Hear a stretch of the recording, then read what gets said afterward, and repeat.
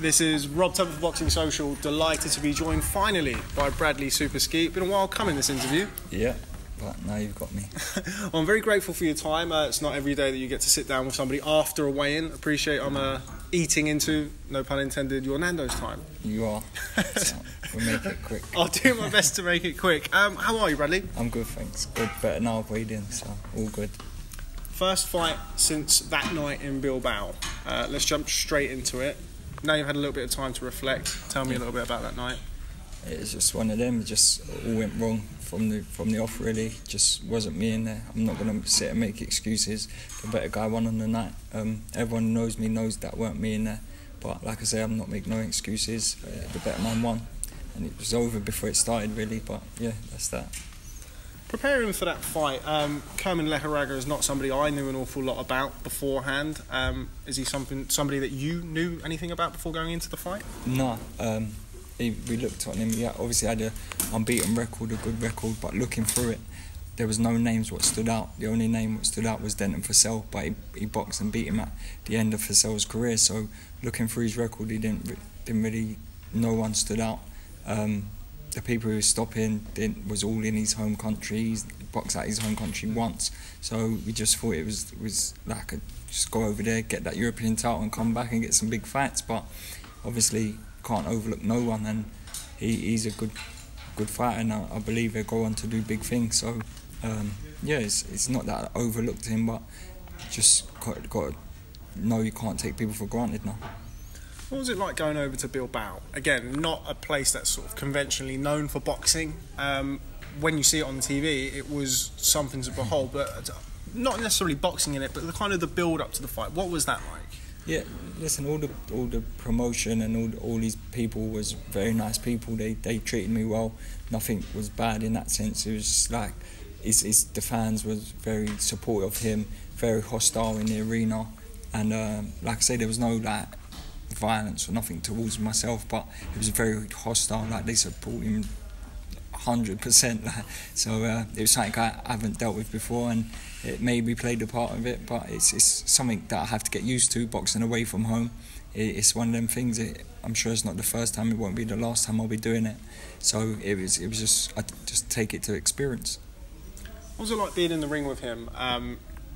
Looked to me to be something of a puncher. I'm sure you'd agree, but just how good is he, and how hard did he punch? Yeah, he's a good fighter. And looking at him on tape, he didn't really, his boxing style, I thought mine would gel with it. I thought my boxing style, his boxing style, I'd beat him every day of the week. It looked like he was made for me. But he's a good boxer as well as a puncher. Both hands he can punch with. From the weigh-in till the night, he grew in size. He was double in size. He was very big when he got in there, and he had like I say, both hands he could punch. He cut the ring down well, worked the head and the body. So like I say, he'd go on and do big things. I know hindsight's a wonderful thing, particularly in boxing, but do you regret taking that fight? No, I don't regret taking the fight, because I could be sitting here now, could have gone over there and beat him up and done the job on him and been sitting there European champion, and everyone would have been praising me. Oh, you went away from home and you come back with the belt. It's boxing. It's one of them things. I don't regret it. It's a learning curve. That's it. I just put it down to learning experience, and it was like a lesson learned. So if I got an opportunity to go away and fight again, I would. It's not put me off or anything. Yeah, getting home advantage, and I believe getting him over here might have been a different fight, but it is what it is. The opportunity come, I took it. I was unsuccessful. I'll go again. I'll get back to where I was. Just lastly on Lejarraga, if the opportunity were to come up for you to go back and right that wrong, whether it's over here or travelling back to Bilbao, is that something you'd like to revisit in the future? Yeah, definitely. It's a loss on my record, and a bad one. And not only a loss, I got stopped in 2 rounds, less than 2 rounds. So it's definitely something that I'd want to put wrong right. So if the opportunity come again, then yeah, I'd definitely do it. Like I say, it wasn't me in there on that night, and it's not saying I'm going to go in there and be a completely different fight. I'd train the same, train just as hard, and the styles be the same. It's just my tactics. I'd change my tactics to how I went about things. Tell me a little bit about after the fight. What did you do after the fight? Was it time off? Did you get back to the gym straight away? What happened after that? Yeah, just time off. I needed a time off because not many people probably realised the fight got postponed for a month. So I was in training camp. I had a long, hard training camp, and I think like it was maybe a week to go before the fight, maybe a bit longer, and he got cut in sparring. Just over a week to go, and he got cut in sparring. So then the fight got postponed for another month. So it was hard. I couldn't just come out of camp, so I had to stay in camp for another month. And maybe it took its toll a bit as well. Maybe I left a little bit of what I had done in the gym, left it there. But like I say, I ain't sitting there making excuses. It's just if, buts and maybes. But yeah, the camp went well and everything went well. But it was, yeah, it's just one of them. How important is it for you to now get back in the ring? It's been a fair few months now since that fight. You look fresh, you look rejuvenated. You must be excited to get back into the ring on Saturday. Yeah, like I say, I had my time off, forgot about boxing for a bit, and now I've been back in the gym training hard, putting in the work, and I'm looking forward to getting back on Saturday, and getting back to winning ways and getting back in them rankings and getting back to where I was, and that's exactly what I want to be. I was on the verge of getting big things, so I just want to get back to winning ways, not just winning in style, and like I say, getting back to where I was. Let's just talk about that, because I'm somebody who has followed your career for a long time.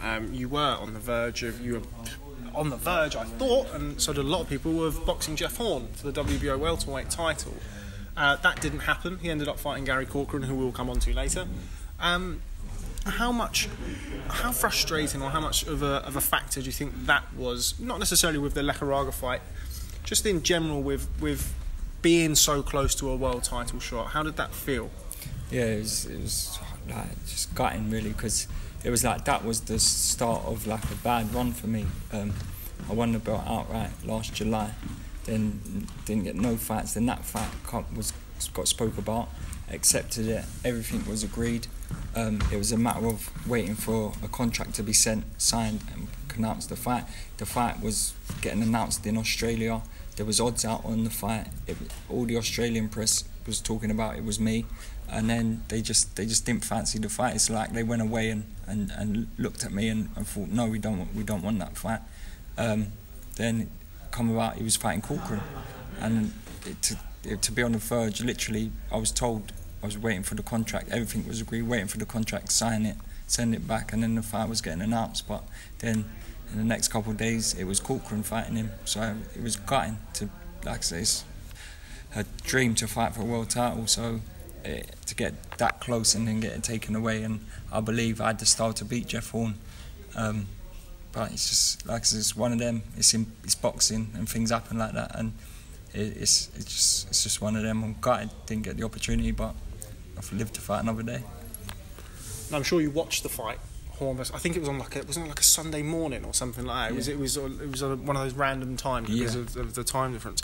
What did you make of the fight?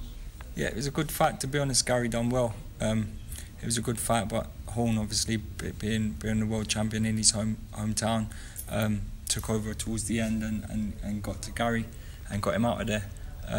But that's the sort of style probably Jeff Horn wanted. Gary come at him and wanted to make a fight of it. I would have boxed his head off, and I think that's him and his team knew that, and they didn't want no part of it, and it's obviously shown they swerved the fight. So yeah, it was a good fight. Right, it lasted.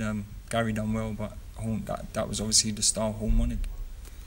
With winning the British title outright, this is something that you discussed with a colleague of mine, Craig, with the article that we put out. If you're watching this and haven't read the article, read the article on Boxing Social.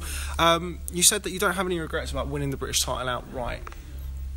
Talk to me about that. Do you feel it's admirable to win the British title outright, but do you feel that potentially it might have been a better step for you in your career to kind of try and bridge that gap and maybe go through, you know, intercontinental titles in various different organisations and try and sort of push on and bridge that gap?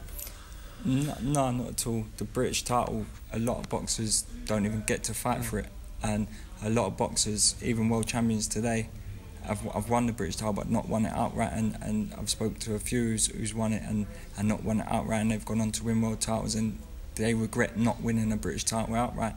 So for me, not just to win it but win it outright, not many people do that, and my name will always be in the history books now, and I wouldn't change it for the world. Like, I wouldn't change it for nothing. I can, if I retired tomorrow, I could say I was British outright champion, and like I say, not a lot of people would love to have that, and the thing is, I've done well in my career. I've not just won the British title, I've won Southern Area English titles, I've won the WBO European title.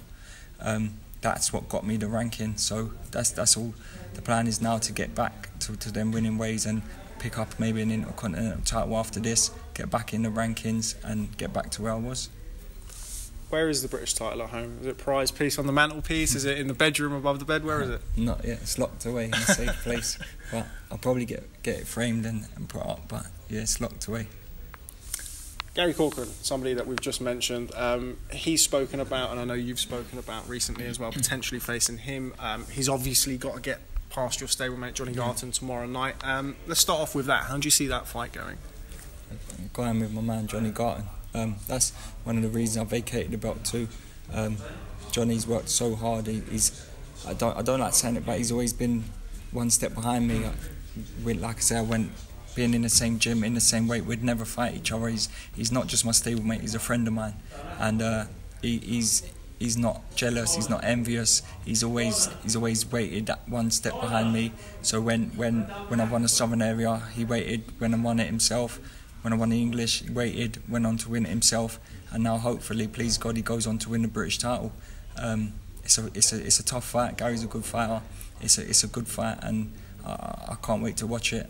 And just seeing the work Johnny's put in the gym, and over the years he works so hard. And like I say, he don't moan. He's not jealous. He's not envious. He just gets on with it. He just cracks on. And hopefully tomorrow night he goes and does the business. Now, I appreciate your stablemate. I'm not picking sides, but I'm going to play devil's advocate. Supposing Gary Corcoran comes past Johnny Garton, I mean, this is something that has been talked about. Is that a fight that interests you? I mean, he says that he would have the beating of you. I'm sure you feel the opposite way. Is that a fight you'd like to entertain in the future? I'd entertain the fight, not a problem at all with fighting Gary Corcoran, but not for a domestic title. I've vacated and moved on from. I'm past domestic level. Like I say, I've got the belt sitting at home. I can look at it every day. I don't need to look at it no more, and fight for it again.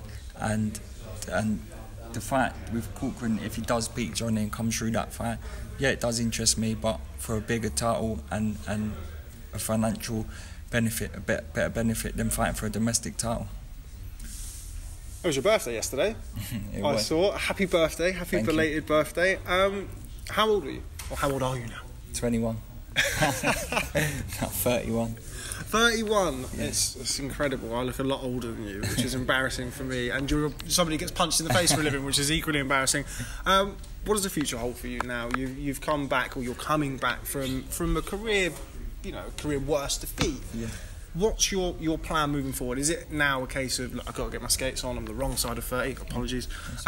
Is that the plan for you now? Yeah, definitely. In boxing terms, I'm no spring chicken now. I'm 31 years old now. This is my 30th fight tomorrow. I've got no time to be waiting around, mixing at domestic level with fights, meaningless for me. I've got to secure my future now, secure my future with my family. I've got a little girl.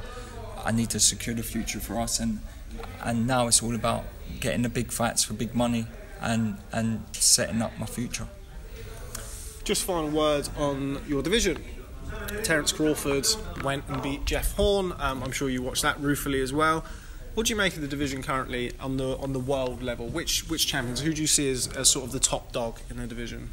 Being welterweight is one of the best divisions at the moment, and I'd say every champion's an elite level champion. And if you're looking through like who's got the belts, and say like Pacquiao's got the regular WBA belt, he's the weakest one out of the lot. To say Manny Pacquiao's the weakest one out of the lot is mad. People think you're crazy, but that's the division I'm in. And I think Spence, he's top dog. I know Crawford's just moved up, but he's new to the division, so I'd say Spence is definitely at the top. Then it's obviously Crawford, and then Furman. How would you see a potential Crawford-Spence fight happening if and when it does happen? Obviously, promotional politics will probably delay that fight for a while, but supposing it does happen, who would you see winning that fight? It's a tough fight to call, but I think I'd go with Spence. I'd say I know a lot of people would pick Crawford, but Spence is big at the weight.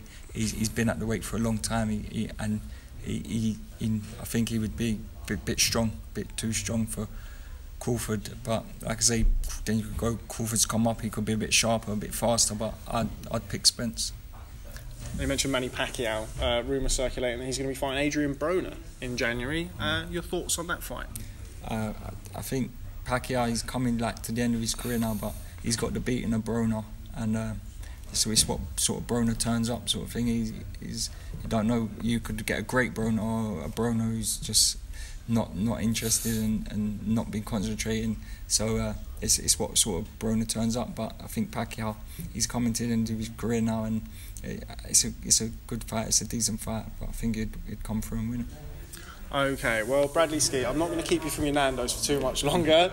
I appreciate your time. Not every day, as I say, that somebody's willing to give you their time after a weigh, and particularly somebody who's, sometimes a heavyweight will do it, but welterweight's generally not.